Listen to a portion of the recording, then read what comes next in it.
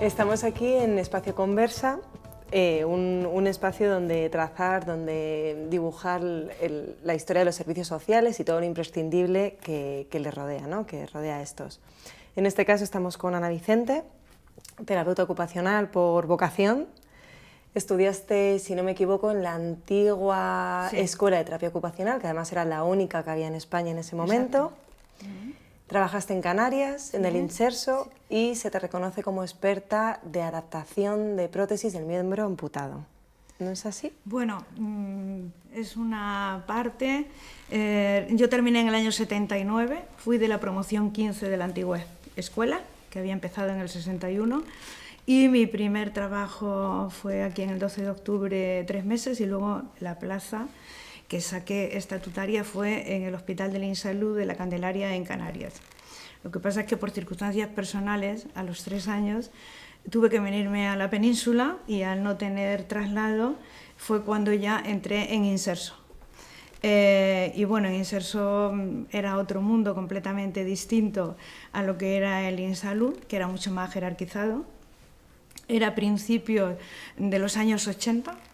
Y el Inserso había creado las unidades de atención temprana, cosa que no había en el INSalud, porque en el INSalud se trataba a los niños con problemas cuando ya tenían problemas importantes y era rehabilitación pura y dura, pero no se les trataba de una manera biopsicosocial, por así decir, que sí fue en el Inserso. Entonces para mí fue toda una experiencia entrar en Inserso, donde además, como era un campo muy amplio en todo el tema de la discapacidad, pues aparte de la atención temprana, también lo que hacía era adaptar las casas de las personas con discapacidad, porque entonces el Inserso daba una ayuda importantísima, que en ese momento era de 400.000 pesetas, que era mucho dinero. Entonces, como experta en la adaptación del hogar, bueno, pues era yo la persona que iba a las casas a hacer ese trabajo. Después de ahí, y continuando para terminar la trayectoria profesional, después de ahí me trasladé a Cáceres, también Inserso, que era haciendo lo mismo que hacía en La Coruña, que creo que no he dicho antes dónde era, y después de Cáceres, ya con el tema de las transferencias y todo eso, ya ahí fui con pareja, que es mi actual marido, y como no queríamos quedarnos en provincia, sino queríamos venirnos a Madrid, pues al transferirse ya todas las competencias a la autonomía, ya vinimos a Madrid.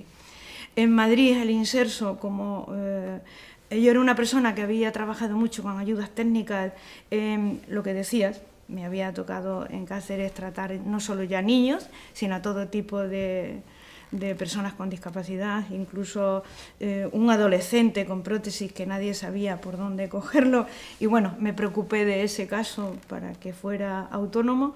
Entonces me dediqué mucho a las ayudas técnicas, pero hechas, bueno, artesanales, porque no existían en España todavía lo que eran las ayudas técnicas, solo existían las ayudas de las sillas de ruedas de cromo que había en los hospitales, grises, que pesaban 16 kilos, y entonces a partir de ahí, con todo ese tema de ayudas técnicas, cuando vine a Madrid, el Inserso ya tenía en mente hacer el Centro de Autonomía Personal y Ayudas Técnicas, y me metieron en ese equipo para diseñar ese centro, en el que luego estuve 3 años. Después de 3 años ya vine aquí a Tres Cantos, que era donde vivía, a dirigir un centro de mayores, que ha sido lo que he hecho hasta jubilarme hace 3 años. Pero sobre todo se te reconoce, ¿no? Se te conoce por ser la presidenta de APETO, de la Asociación Profesional de Terapeutas Ocupacionales de España. Bueno, para mí ha sido una vida profesional paralela, porque bueno, creo que llevo como 33 años en APETO, desde el año 88. Y mi entrada en APETO fue muy curiosa, porque en el año 88 el equipo que había, o sea, el presidente con todo su equipo, entonces era presidente, era Alberto Ubago, se llamaba, fue cuando todo el tema de la colza estaba en pleno fulgor, ¿no? Y entonces se empezó a contratar muchos terapeutas para los hospitales para poder tratar a estas personas. Y bueno, pues a este presidente le dieron una plaza que no era en Madrid, por lo tanto tenía que irse y nadie de su equipo quería seguir. como no había nadie que quisiera continuar esa labor, las profesoras de la antigua escuela, que era la única que había entonces, bueno, empezaron a llamar a antiguas alumnas que ellas pensaban que podían constituir un equipo. Y entre ellas, bueno, me llamaron a mí para poder presidir ese equipo. Y bueno, ahí empezó la aventura y la lucha, porque realmente fue una lucha inicial tremenda, hasta conseguir donde estamos hoy. Vamos a ir recorriendo un poco toda la historia de la terapia ocupacional, de Apeto y demás. Para comenzar ese mapa, ¿no? ese esquema, la terapia ocupacional, según además vosotros ponéis en la web de Apeto, se remonta en el año 2600 a.C., cuando en China se creía que la enfermedad era consecuencia de una inmovilidad orgánica, ¿no? O sea, si tú tenías una actividad y tú te movías, tenías la salud asegurada.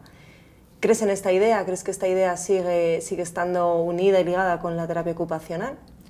Bueno, la esencia de la terapia ocupacional está en la curación a través de la ocupación, eso es indudable.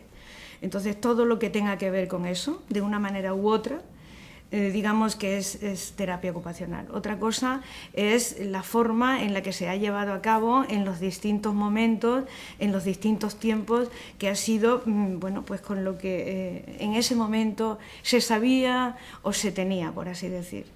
Entonces, bueno, ya surge, creo que era en el siglo XV, con todo el movimiento del tratamiento moral en los hospitales psiquiátricos, a través de unos psiquiatras que pensaban en esa idea y que coincidieron tanto en Estados Unidos como en Francia. Y entonces, en estos hospitales psiquiátricos empezaron a darle ocupación pues a los pacientes que tenían, en la cocina, en el jardín, y vieron la mejoría. En España lo que conocemos de inicio fue también en los psiquiátricos y en los asilos, llamados entonces los geriátricos asilos, llevados por monjas, que lo denominaban laborterapia, que más o menos pues era eso, o sea, era dar una ocupación a las personas que tenían institucionalizadas y vieron que mejoraban. ¿Cuándo realmente empiezan los estudios? Pues a principios de los 60 se empiezan a construir todos los grandes hospitales que conocemos. La Paz, bueno, digamos que grandes hospitales en todas las capitales de provincia, por así decir.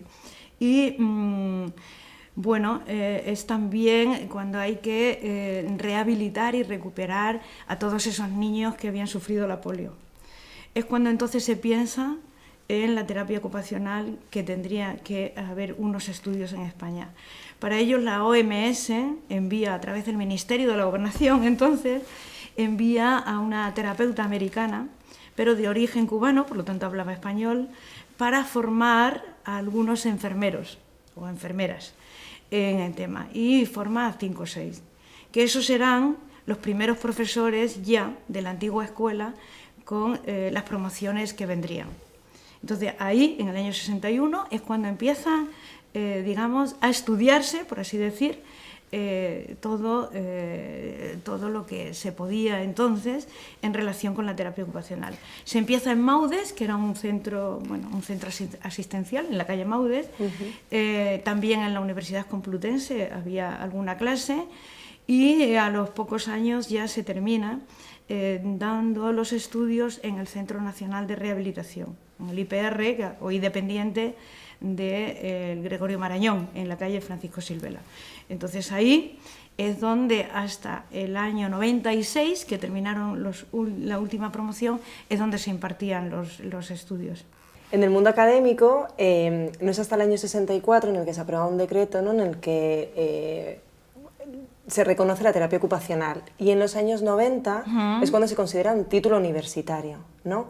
Entonces, ¿cómo evoluciona con todo esto, ¿no?, este trayecto de pues lo que acabas de contar, cómo llega a España, ¿no?, con esa figura bueno, ¿no?, que instruye a todas estas personas, hasta que se considera un título universitario, ¿no? ¿Cómo evoluciona toda la terapia ocupacional? Bueno, en el año 61, como te decía, es cuando viene Mercedes Abella, que era la terapeuta americana, y ya empieza a formarse terapeutas, y en el año 67 se crea AETO, que era la Asociación Española de Terapia Ocupacional, que fue, por así decir, el precedente a Apeto, ¿no? Entonces, estos terapeutas de entonces, bueno, pues se asocian porque quieren ya que haya un reconocimiento de sus estudios, porque no había un reconocimiento a nivel académico. Entonces, claro, ¿qué es lo que pasa? Que realmente, como todos los terapeutas que terminaban tenían trabajo al día siguiente de terminar, no era una lucha, digamos, importante, porque además eran muy pocos en número. Entonces, eso sigue ocurriendo durante bastantes años después. Es a principios de los 80, cuando ya empiezan a mover más los terapeutas que hay para conseguir su reconocimiento académico. Esto no se consigue hasta el año 91. Yo entré en el 98. Entonces, cuando yo llego a Peto con ese equipo nuevo, ya los anteriores habían dejado toda una serie de informes en el Ministerio, ¿no? Y en el Consejo de Universidades para que se reconozcan esos títulos. Pero había muchas reticencias por parte de otras profesiones, por ejemplo, psicólogos. Psicólogos no querían que la terapia ocupacional fuese una titulación académica. Pretendían que fuese algo como dependiente de la psicología. Entonces nos encontramos, este es un ejemplo, pero hay más. Entonces nos encontramos con muchísimas reticencias para que se pudiera reconocer el título. Al final terminamos contratando a un bufete importante de abogados para que nos ayudara en ese cometido. Teníamos una baza muy importante para que se reconociera el título, y era que nosotros ya desde el año 72 formábamos parte de la Federación Mundial de Terapia Ocupacional. Por lo tanto, nuestros estudios se regían por el plan de estudios que exigía la Federación Mundial. También fue importante para nosotros el haber sido socios fundadores del Consejo de Europa de Terapia Ocupacional. Por lo tanto, eran dos cosas que pesaban mucho a la hora de conseguir la titulación académica. Y como decía, bueno, pues la conseguimos en el año 91. Primero fue Zaragoza, creo que ya lo he dicho, luego la Complutense creo que fue la tercera, la segunda fue Tarrasa, fue una escuela privada de Cruz Roja. Bueno, y luego a partir de ahí creo que hoy hay como 19 universidades que imparten el título, ¿no? Ese fue un hito muy importante. O sea, la segunda lucha de Apeto importante y dura, muy dura, la recuerdo, fue conseguir que los antiguos titulados, es decir, que todos aquellos que habían sido titulados por la escuela antigua, su título fuese igual al título de los que salían de las universidades. Costó mucho conseguirlo, porque ahí teníamos la presión de las propias universidades, además de los universitarios que salían, que no querían que los antiguos tuviésemos la titulación igual. Pero claro, se daba una incongruencia. Los que sabían terapia eran los antiguos, con lo cual los que tendrían que formar a los nuevos serían esos antiguos a los que no se les reconocía el título. Bueno, pues esto lo conseguimos en el año 95, que fue el último año que la escuela antigua impartió estudios. A partir del curso 95-96 es cuando ya solo se imparte en las diferentes universidades. ¿Por qué crees que tarda tanto en considerarse tan imprescindible como lo es ahora la terapia ocupacional en el proceso de rehabilitación de una persona? Bueno, hubo varios motivos. Yo creo que primero porque no es una profesión que tú puedas definir de una manera clara. Es difícil a la hora de explicar lo que es difícil explicarlo si tú no sabes cómo se actúa, por así decir. Y aparte de eso, digamos que todo lo que teníamos en contra, que eran muchas cosas. Primero fue un número muy pequeño, por lo tanto no importábamos a nadie, a ninguna administración. Segundo, era todos los lobbies y de otras profesiones, porque antes hacía referencia a los equipos de atención temprana en el Inserso, que ahí había logopedas, psicomotricistas, expertos en atención temprana, que podía ser cualquier titulación media. ¿Qué pasaba? Que cuando nosotros queríamos acceder a uno de estos puestos, nos decían, no, es que la terapia ocupacional no es un título académico, por lo tanto no podéis competir con los diplomados de otras profesiones. Entonces, eso nos hizo bastante daño, por eso fue el tratar de conseguir lo antes posible la titulación académica, y teníamos muchas cosas en contra. Por otra parte, no era una profesión conocida en España. Y luego incluso los propios pacientes, cuando se les hablaba en los servicios de rehabilitación del hospital, que se les decía, el médico rehabilitador les decía, le voy a poner un tratamiento de terapia ocupacional y de fisioterapia y tal. Pues la fisioterapia era muy claro lo que era. Y la gente prefería eso, porque es que le toquen, o sea, es que parece que te vas a curar si te tocan y tal. Sin embargo, lo de la terapia, el que a ti te hagan, por ejemplo, comer con la mano izquierda, porque la mano derecha ya no es funcional, pues es un esfuerzo lo que tienes que hacer. Entonces, crees que si te tratan la derecha de otra manera, a lo mejor lo consigues, no con tu propio esfuerzo, sino los otros te van a ayudar.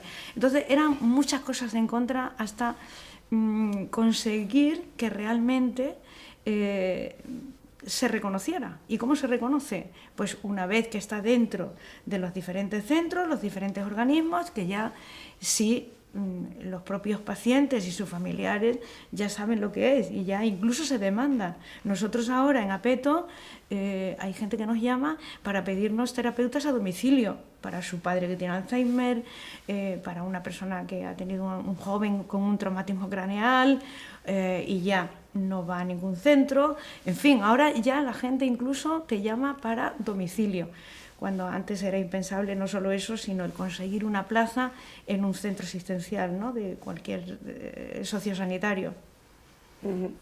Y luego hubo otra cosa también importante que hizo que otros profesionales coparan, por así decir, nuestro espacio. Y fue que en el año 82 fue cuando salió la LISMI, o sea, la Ley de Integración de las Personas con Discapacidad. La LISMI, bueno, supuso un gran hito en España en el tema de los servicios sociales, porque reconocía que, digamos, la integración de las personas con discapacidad, que hasta ese momento no era así. O sea, yo recuerdo cuando trabajaba en Canarias y en Coruña, los niños a los que trataba no iban al colegio, porque no se les integraba. Yo luché mucho, recuerdo, en Cáceres, sobre todo, y en Galicia, que trataba niños ciegos y niños con parálisis cerebral, iba a las escuelas de sus pueblos para que por favor le tuviesen en la escuela. Y la reticencia de los profesores era terrible, no querían.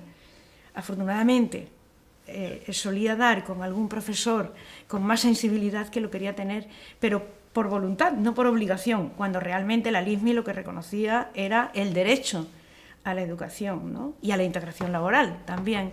Entonces nosotros ahí éramos muy pocos, con lo cual, ¿qué pasaba? Que cuando había una demanda de terapeuta ocupacional, pues no se presentaba nadie, porque también es cierto que la escuela antigua nos formaba más bien para todo lo sanitario, no para lo social. Y otra cosa importante a la que no he hecho referencia fue en el que la ley del 2003 nos reconoció dentro de las profesiones sanitarias. Eso fue para nosotros también un gran hito, porque nos reconocían por fin como profesionales sanitarios. Y esto supuso el que en las diferentes comunidades autónomas se pudiesen solicitar los colegios, porque si la ley de colegios dice que si tus funciones no están reconocidas por ley, tú no puedes solicitar un colegio. Entonces, esto fue también a nivel profesional importante. A nivel académico, sin duda, el reconocimiento de título, y luego en el 2005 todo lo de Bolonia. O sea, el poder pasar de ser una diplomatura a un grado, bueno, fue un salto increíble, porque eso permitía, ya al ser grado, hacer másteres, doctorarte. Entonces eso supuso también todo el tema de poder investigar.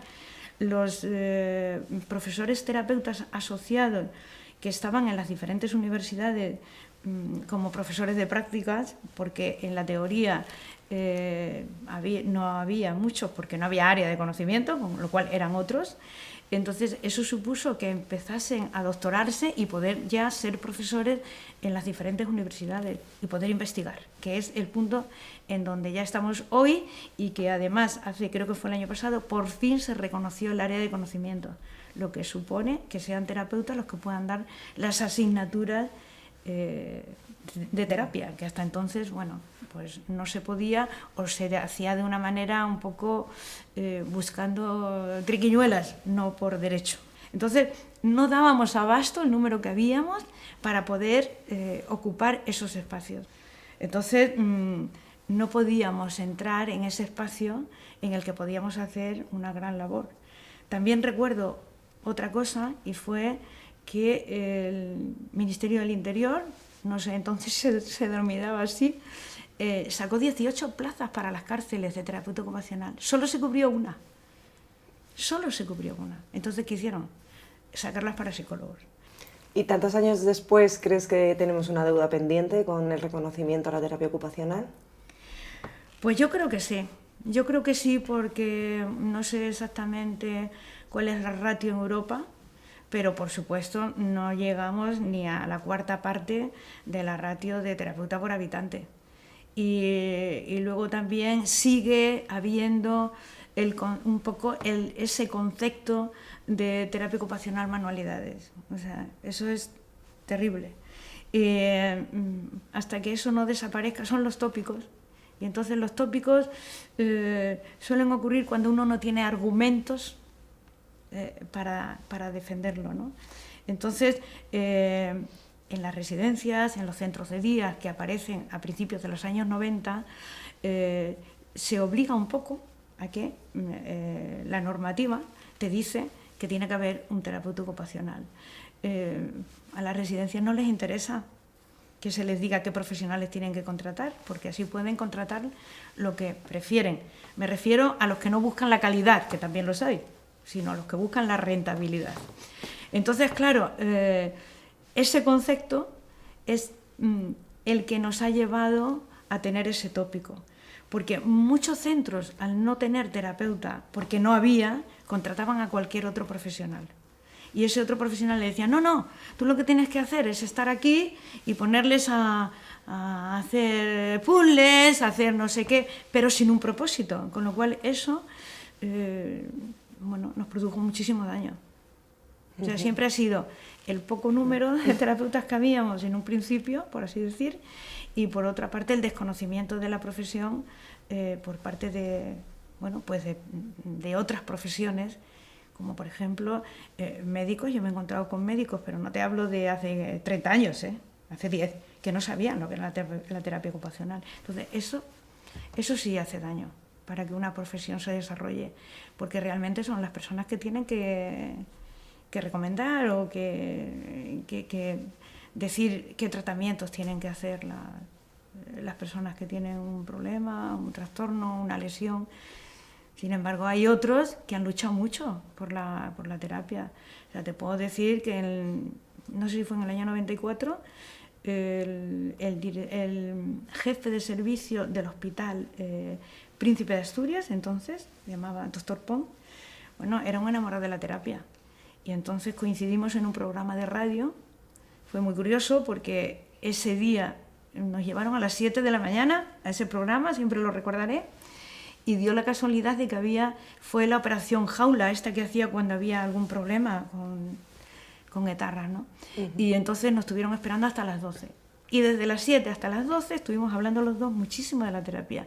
Y ahí decidimos hacer un posgrado de geriatría, hablar con Inserso para que nos lo financiara a través del Hospital Príncipe de Asturias, y de él era profesor en Alcalá de Henares, en la universidad, y sacamos ese curso de geriatría durante 5 o 6 promociones, porque era el boom de la geriatría entonces, en los 90. Uh-huh. Entonces, siempre ha habido personas que sí han sabido lo que era y que entonces han apostado por ello, ¿no? ¿Y qué crees que le falta para saber lo que es la terapia ocupacional? ¿Qué puntito, qué magia? Sí, pues yo creo que ahora está en la unidad, fíjate. Creo que ahora lo que se necesita es unidad. y me refiero a unidad de los propios profesionales. Ahora ya que se ha creado el Consejo de Colegios, creo que sería muy importante que este Consejo unificara a todos los colegios, porque también aquí ha habido un problema, y es que hay colegios que son obligatorios, colegios no obligatorios. Entonces, creo que si se unen en pos de un bien común, se pueden conseguir muchas cosas, porque creo que hoy día ya también incluso en la sociedad ya se sabe lo que es la terapia y, por supuesto, todo el tema de la investigación en la universidad. También algo muy importante que se creó fue una conferencia de directores de estudios de terapia ocupacional, representados por todas las universidades, con un representante de cada uno de ellos, que también han trabajado mucho por la terapia. Eso también es importante a nivel académico.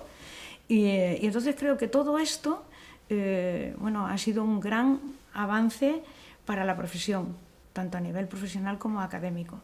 Y creo que se irá desarrollando muchísimo más. Y también la sociedad, cada vez que se conozca más, irá demandando más. Ya te digo que ahora ya hay incluso demanda. ¿Cuál es el problema? Pues que aunque hay demanda, seguimos con contratos basura. Pero bueno, es que hoy está a la orden del día. O sea, sigue habiendo residencias que quieren terapeutas para 3 horas, 4 horas, que es lo que... Y así justifican el que tienen un terapeuta en su centro.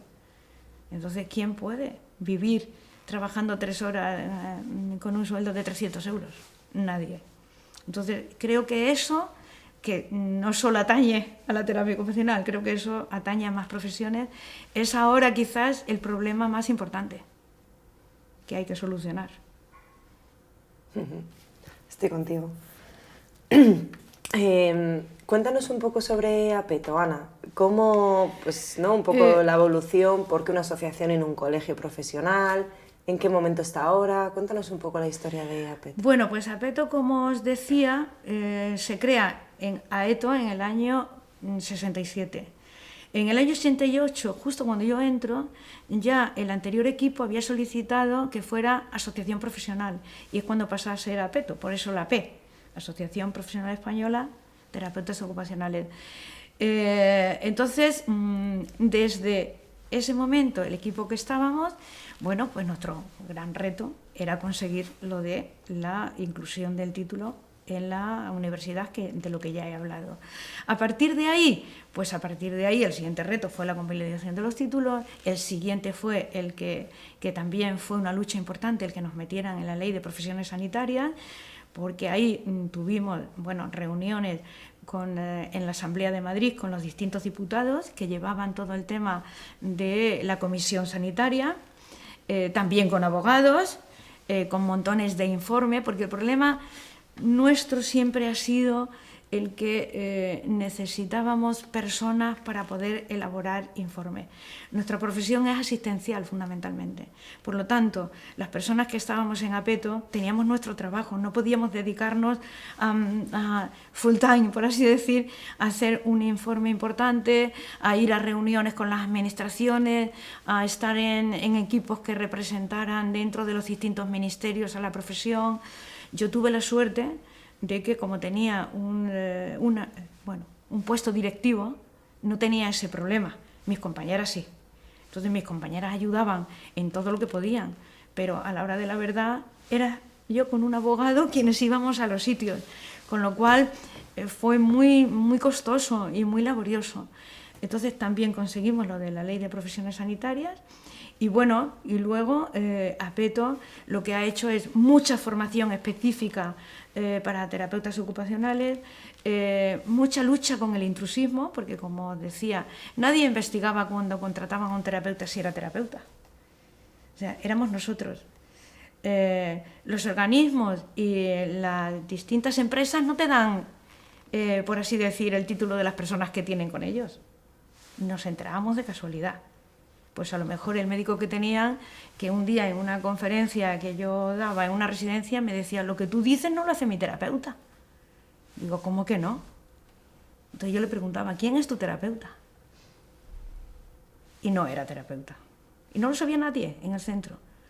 Entonces, Apeto se dedicó a eso, a mucha formación, mucha lucha con el intrusismo, bolsa de empleo, formación en aquello que nosotros veíamos que había demanda, pues por ejemplo lo de geriatría en los años 90. Empezó a haber mucha demanda y entonces hicimos el posgrado de geriatría. Hace 5 o 6 años empezó a haber demanda de terapeutas ocupacionales con el máster de directores de centro. Hicimos, bueno, de hecho estamos haciendo con la Universidad La Salle, el máster de directores de centro, porque específicamente nos pedían que fueran terapeutas ocupacionales, quizás por su conocimiento holístico del equipo multiprofesional, ¿no? Entonces siempre Apeto lo que ha hecho es un poco estar en la sociedad, en ver la demanda que había para poder satisfacer eso y que nuestros profesionales estuvieran preparados para eso, ¿no? Es lo que creo que tal. Ahora hemos llegado al final. Ahora,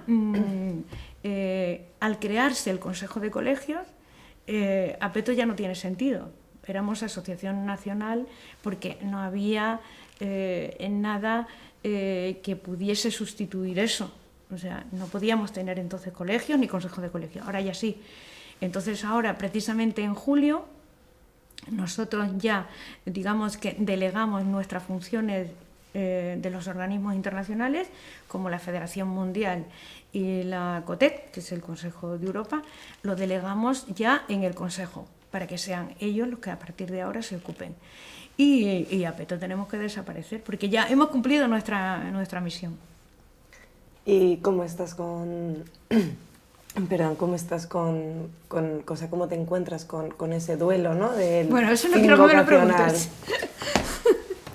Nada, pasamos entonces. Bueno, estamos en ello. No yo, todo mi equipo. Tengo que reconocer que durante todos estos años de Apeto, las personas que han pasado, porque bueno, lógicamente ha habido muchas personas que han pasado, han estado una serie de años, que por circunstancias luego han tenido que abandonar, bien porque se cambiaban de ciudad, bien porque sus circunstancias personales ya les exigían estar en otros cometidos. Ha sido toda gente entregadísima y que gracias a toda esta gente hemos podido llegar a donde estamos. O sea, que eso también es importante de reconocer. Yo siempre digo una cosa, bueno, he sido concejala 8 años. He dirigido un centro, con lo cual algo sé de organizaciones y de equipos. Y yo siempre digo una cosa, que en todas las organizaciones siempre hay un pequeño número de héroes, que son los que tiran del carro y son los que luchan.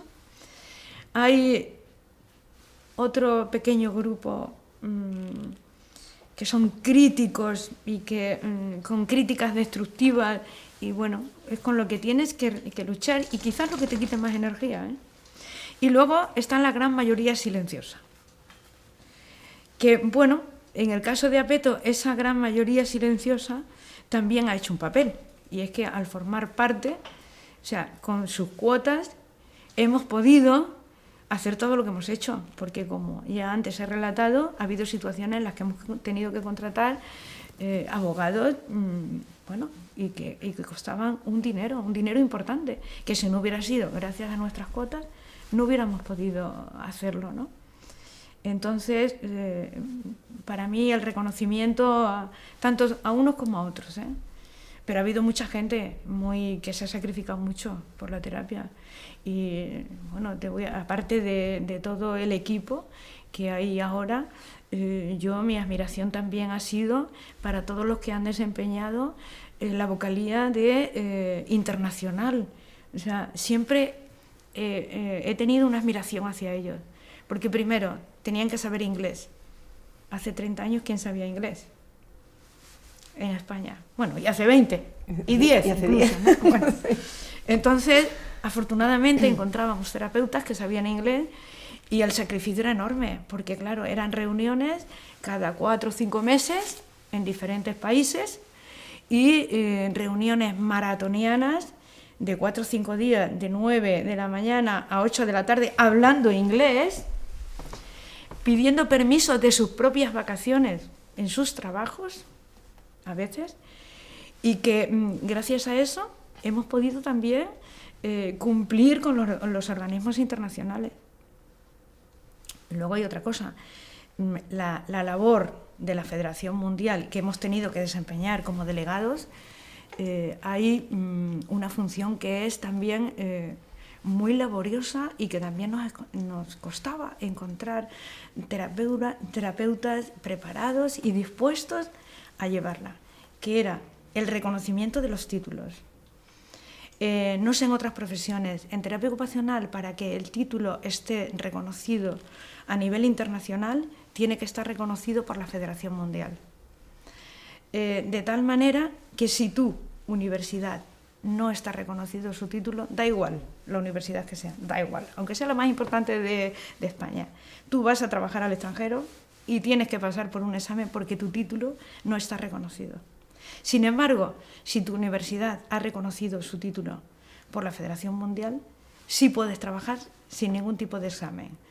Se dio la circunstancia de que todos los terapeutas de la escuela antigua que íbamos a trabajar al extranjero no teníamos que hacer examen, porque estábamos reconocidos por la Federación Mundial. Sin embargo, los que salían de la universidad sí tenían que hacer examen porque no estaba reconocido su título. Cuando las universidades se dieron cuenta, empezaron a querer, ahora ya prácticamente todas las universidades, no todas, pero la mayoría lo tienen reconocido. ¿Cuál era el trámite? El trámite era presentar todo su plan de estudios y cumplir toda una serie de estándares, como por ejemplo las horas de prácticas y todo esto. Y todo eso era Apeto quien lo reconocía. Digamos que éramos los que teníamos que supervisar que todo eso era correcto. Y Apeto se lo trasladaba a la Federación Mundial. Bueno, pues esa labor, que la hacíamos a través de un equipo de sabios, por así decir, siempre era anónimo, para que no hubiera interferencias, ha sido una labor también que nos ha costado mucho mantener. Lo hemos hecho hasta el final, hasta ahora. Ahora ya, como decía, en julio ya todo eso lo traspasamos al Consejo de Colegios. Bueno, enhorabuena por todo el trabajo de Apeto y bueno, seguro que tienes ahí en mente algo preparado para seguir movilizando todo lo que... Bueno, no, lo que pasa es que ahora, bueno, lógicamente ahora yo estoy colaborando pues con otras, con plataformas, con otras entidades que siempre piden, pues no sé, ayuda. Si te digo la verdad, me apetecen cosas diferentes, porque para mí ahora ya es un poco doloroso también, porque han sido tantos años que para mí ha sido una vida laboral paralela. O sea, yo he estado 33 años trabajando y luchando por algo donde no había ningún tipo de remuneración, pero que lo consideraba o me consideraba tan responsable como con mi trabajo, ¿no? O sea, creo que fue también el tema de los inicios tan duros, ¿no? Porque mucha gente pensaba, bueno, abandonarán el barco cuando vean que ya... Y de hecho ha habido terapeutas que se han sumado en algún momento al equipo de Apeto y cuando han visto que no había un futuro que ellos consideraban, han abandonado porque buscaban otra cosa. Afortunadamente los menos, ¿eh? ¿Qué es lo que hace moverte a ti a estudiar terapia ocupacional, a ser terapeuta ocupacional tan, además de vocación? ¿Qué es lo que te impulsa? Ya, fíjate que es una cosa que yo creo que el azar en la vida de las personas es algo mucho más importante de lo que pensamos. Porque uno cuando tiene la edad que yo tengo y mira atrás y ve el por qué sus grandes decisiones han sido esas, se da cuenta de que el azar ha jugado un papel importantísimo. Y fíjate que yo, bueno, de un pueblo, Miajada, en Cáceres, un pueblo pequeño. Y cuando vine a estudiar a Madrid, yo quería algo de relaciones públicas. O sea, me apetecía la relación con la gente. Y entonces tenía una amiga que su padre era médico y me dijo, hay en Madrid una cosa que se hace que se llama secretariado médico, que es nuevo. Y yo dije, pues vale. Bueno, entonces vine a hacer eso, hice el primer año y cuando llegué el segundo año, la escuela había cerrado. Era una estafa. Era una escuela francesa, no había tenido alumnos y tal. Y entonces, claro, me quedé colgadísima. Entonces recuerdo que el portero de mi residencia, bueno, pues cuando le conté que no, ya se habían terminado los plazos en las universidades y tal, y me dijo, pues aquí al lado, yo vivía entonces en Don Ramón de la Cruz, en una residencia, me dijo, pues aquí al lado en Francisco Silvela se hace algo parecido a eso que hacías y tal, ¿por qué no te informas? Y entonces fui y era terapia ocupacional. No tenía ni idea de lo que era. Y entonces yo dije, bueno, es que ya tengo que hacer algo, porque no me voy a pasar un año en el pueblo sin hacer nada. Y entonces, bueno, pues eché mis papeles y me convocaron, porque para estudiar terapia en la escuela antigua no era fácil entrar, porque solo había 30 plazas para toda España. Y entonces te hacían primero un examen psicotécnico, luego te hacían una entrevista. La entrevista, bueno, con psicólogos, médicos, el director de la escuela. Entonces fue muy curioso porque, bueno, aprobé el psicotécnico y en la entrevista, pues nos tenían allí a todos como, bueno, estuvimos como 3 o 4 días, porque éramos como 400. Mi apellido es Vicente, con lo cual la V, pues era de los últimos. Y entonces yo oía lo que iban diciendo cuando salían. Pero claro, no todo lo que ya me gustaba. Me enteré al final, cuando ya quedábamos muy pocas, que había enchufes hasta de la reina. Porque había hijas de jefes de servicios médicos de los centros de rehabilitación de los hospitales. Pero bueno, entonces yo dije, después de estar aquí una semana con exámenes no me voy a ir. Bueno, hice el examen. Y a la semana recibí una carta en mi casa de que era admitida. Entonces yo creo que lo que buscaban eran precisamente personas que vieran que podían entregarse a los demás. Porque a mí me preguntaron que por qué quería hacer eso. Y dije, pues porque a mí me gusta la gente, es que yo quiero estar con la gente. Ellos habían visto en mi currículum que yo había hecho primero de secretariado médico, entonces me dijeron, pero la podemos contratar como secretaria aquí. Y dije, no, es que yo me he dado cuenta que yo no quiero estar de secretaria, yo quiero estar con la gente, con los pacientes y saber tal. Yo creo que fue la clave, no lo sé. También luego me dijeron que elegían un poco a los que eran primogénitas, porque se suponía que tú habías cuidado a tus hermanos. En fin, cosas de esa época y de ese tiempo, ¿no? Bueno, pues el caso es que... Y luego me fascinó una vez que entré me fascinó. Y ha pasado con eso. Un último ejemplo de lo que es la terapia ocupacional y cómo cuando la conoces te puede fascinar. En el año 98, la Universidad Alfonso X el Sabio contactó conmigo para si querían poner en su universidad estos estudios. Entonces elaboré el plan de estudios junto con una compañera de Asepello. Nos contrataron a las dos para hacer el plan de estudios. Hicimos el plan de estudios y empezamos los estudios. El primer año hubo 100 alumnos. Entonces yo, el primer día de clase, eran 2 clases distintas, de 50 a 50.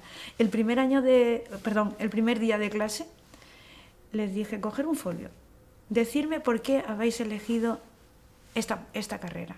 Bueno, cuando yo llego a mi casa y empiezo a leerlo, fue terrible mi decepción. Solo 3 la habían elegido porque era terapia ocupacional. 97 me dijeron, porque no hemos podido entrar en fisioterapia. Y nos han dicho en la universidad que, bueno, que empecemos terapia ocupacional, que está relacionado, y que al año que viene, si queremos, una vez dentro ya quizás podamos cambiar. ¿Qué creéis que pasó cuando terminó el año? 2 se fueron a fisioterapia. 2. Y me dijeron, qué suerte, la mayoría, hemos tenido con conocer esta carrera. Ahora yo sigo mucho, ¿no? Hay muchos exalumnos que tal. Y bueno, hay muchos en puestos muy importantes ya. Bueno, incluso que montaron sus propias empresas. O sea, por eso digo que es que ahora no tiene nada que ver ya lo que es con lo que yo conocí al principio, ¿no? ¿Qué es calidad de vida para ti? Pues para mí la calidad de vida está en relación con lo que la persona quiere, porque probablemente para ti la calidad de vida no es lo mismo que para mí. Entonces hay que buscar un poco lo que a esa persona le hace feliz. Hay personas que son felices, pues incluso con un sueldo de 1.000 euros al mes, pueden ser felices. Hay otras que necesitan mucho más. Entonces todo está en relación con lo que la propia persona considere que para ella es calidad de vida. Entonces yo eso lo he visto cuando dirigía el centro de mayores. Bueno, pues nosotros queríamos tener muchas actividades para que los mayores pudieran disfrutar de tal. Entonces ahí te dabas cuenta de que a veces se les saturaba, porque claro, le ponías tal menú de cosas que entonces como que todo era atractivo. Es cuando vas a un buffet de un hotel, el primer día todo te parece que tal, claro, cuando pasa una semana, no. Pues aquí pasaba igual. Entonces todos querían hacer tal, claro, cuando empezaban a hacer actividades se quedaban con 3, con 2. Te dabas cuenta de lo que realmente a la persona, a lo que satisface a la persona no es tanto, o sea, es el poder, el estar a gusto consigo mismo y el ser feliz con aquello que tiene y que puede tener a su alcance, no expectativas que no se puedan cumplir. Entonces, pasa igual con la enfermedad. O sea, hay personas, que también lo he descubierto en mi profesión, hay personas que con la misma patología o con las mismas lesiones, por ejemplo, hemipléjicas, con una hemiplegia, hay personas que se adaptan y pueden perfectamente ser autónomos con la parte de su cuerpo, el hemisferio que tengan bien, y hay personas que se rebelan y que nunca van a poder conseguir nada porque no quieren conseguirlo. Pues yo creo que la calidad de vida va un poco con esa relación, que es esas personas que se adaptan a lo que tienen y a su medio y son felices con las pequeñas cosas y procuran conocerse un poco más a sí mismos para saber qué les hace feliz. No sé si es una definición correcta. ¿Crees que la terapia ocupacional aporta la calidad de vida según la entiendes tú? Sí, porque yo creo que el terapeuta, una de las, iba a decir actitud, y actitud, ambas cosas, ¿no?, que tiene es el conocer a su cliente o a su paciente, el conocer cómo es y qué es lo que quiere, para poder conseguir de él aquello que quiere. En una ocasión, un médico muy importante había tenido un problema, una hemorragia cerebral, una hemiplegia durísima, y entonces prácticamente no podía hablar bien, la movilidad era muy dura, y entonces pude comunicarme con él y saber qué es lo que más le hacía sufrir. Y es muy curioso, lo que le hacía sufrir es que él todos los domingos invitaba a comer a sus hijos, ya independientes, y a su mujer, a un buen restaurante. Siempre pagaba él con la tarjeta, no era de él, era de firmar. Y entonces el que firmara la mujer y no él le hacía sentirse muy mal. Me las ingenié para que pudiera firmar. Entonces siempre me invitaban, si quería algún domingo ir a comer con ellos, y nunca quería ir y tal. Cuando estuvo preparado, le dije, sí, el próximo domingo voy a ir a comer. Entonces cuando llegó la hora de pagar, yo dije, bueno, creo que Juan puede firmar. Me miraron como diciendo, y él, y firmó. Entonces, es eso, o sea, tú tienes que conocer a la persona que tienes delante para saber exactamente qué es lo que quiere y qué es lo que le puede hacer feliz, a pesar de todas sus dificultades. Tú me preguntabas antes de lo de las prótesis y las órtesis. Yo creo que eso quizás me lo preguntabas porque, bueno, yo en una ocasión hice una película de un chaval que se había quedado sin brazos y conseguí que con sus prótesis fuera independiente. Entonces, ese chaval con 14 años fue independiente y el mismo ejemplo. Cuando le enseñé a escribir en la pizarra, llamé a la profesora y le dije, saca a Diego a escribir en la pizarra, cuando estuvo preparado. Claro, cuando la profesora le sacó, el chaval no sabía que yo estaba en contacto con la profe.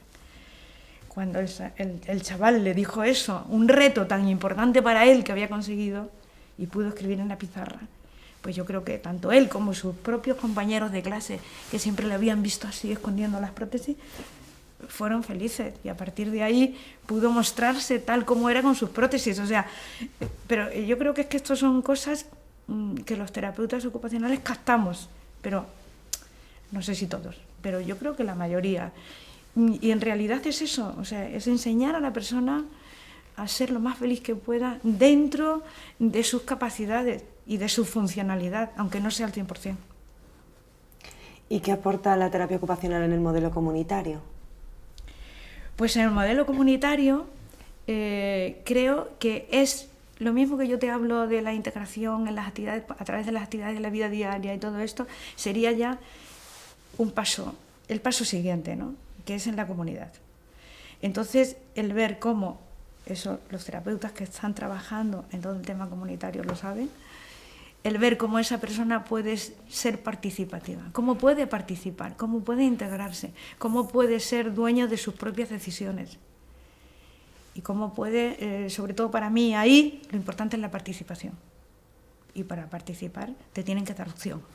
Y lo primero es participar en tus decisiones, luego en lo demás, en las de tu entorno y probablemente en las de tu familia, o sea, el darte voz y voto y el prepararte para eso, a pesar de tus problemas y a pesar de tus límites, ¿no? Antes has comentado que era muy difícil definir terapia ocupacional, ¿no? Precisamente por todo lo extenso que era. Pero si pudieras elegir una palabra, dos, una frase corta sobre qué es terapia ocupacional, ¿qué dirías? Bueno, yo siempre la que he tenido es eso, es el tratamiento a través de la ocupación y la curación a través de la ocupación. Es que la ocupación va implícita al ser humano. Entonces es el hacer cosas propositivas, es lo que te decía de los mayores.